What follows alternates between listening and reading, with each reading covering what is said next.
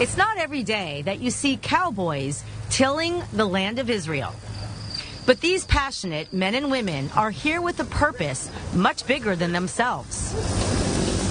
Up until October 7th, the job was just straightforward. We were helping the farms. And then when October 7th, the atrocities happened, our job just went to a new level because the foreign workers were leaving. The men and women that were called up into reserve duty had to leave, which pulled the farms basically empty. So yeah, today is taking the old tomatoes out and tying up these so they can come in and get the new crops in. Joshua Waller and his big family are Christian farmers from Tennessee who moved to Israel 14 years ago with a big mission called Hayovel, or in English, serveisrael.com. Oh, it's looking good. It's not going all the way through. There you go. Oh, it's good. It can all stay up there anyway. The green thumb. I'm sorry, Joshua. No, it looks good. We'll just my thumb is brown. Wrap it up now. I can remember back on the farm in Tennessee, there was a Israeli flag with a menorah right in our living room on top of our piano. We were raised with the understanding, Christian Zionist understanding, that if Israel ever needed help, we would be the first to be here. We'll harvest up to 400 tons of grapes in a year, hand-picked. We'll plant, just this year, before the war, we planted 20,000 vines and trees together. After October 7th, Joshua and his family brought dozens of volunteers from all over the United States to help keep the agriculture alive and flourishing during the war. But these are perfectly edible. You can just take them off and eat them for lunch right now, or eat them for a snack. But the color is amazing.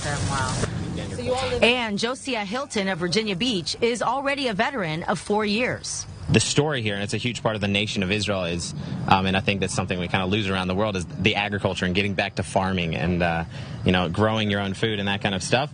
And it's how the world goes around, because you can't live without the farmers. So here, especially in Israel, even though there's a big war and there are so many people fighting for their lives in Gaza, and you still have to keep the farms going. And there's not a famine during wartime. So we're privileged and we're blessed to be here to be able to help the farmers and do what we can. I can't go into Gaza and fight, so I'm gonna help here on the farms. These men and women are proud to call themselves Christian Zionists because they are a faith-based community who live by the Word of God. Right now, there's a movement around the world of people who are saying, Zionists are evil and Zionists are the colonizers, and there's all this. Really, it's just nonsense. But Zionism is based on a biblical concept. Zionism is based on the fact that the Jewish people belong in the land of Israel. And so we created this shirt. It's #Proud Zionist. We're not afraid to be called Zionist. I'm not ashamed of the term Zionist. Somebody calls me a Zionist. That makes me proud. God doesn't change his mind when he makes a promise. That's just it. It's solid. It stands that way forever. And so when he chose the Jewish people, that was it. And we don't argue with God. We say, okay, that's great. You made a choice, and we're going to back that up. We're not arguing with God. And to be here to be a part of it has been a huge honor. Who was Ittai? 2 Samuel chapter 15 tells a remarkable story. Ittai was a man from Gath who brought his 600-man army to Jerusalem to join King David. Joshua and his family also host a popular podcast called The Israel Guys.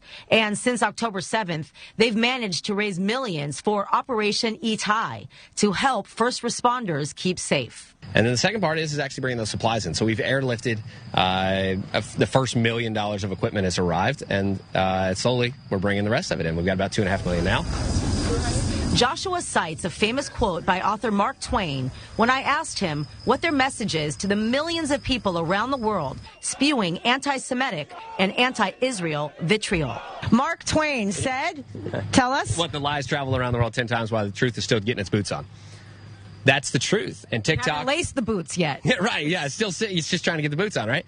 So unfortunately, that's the news. And TikTok and Instagram and all these entities, with Twitter and all this stuff, X, all these things are horrible. They accentuate the fact that lies travel so quickly, and that is an issue with this next generation.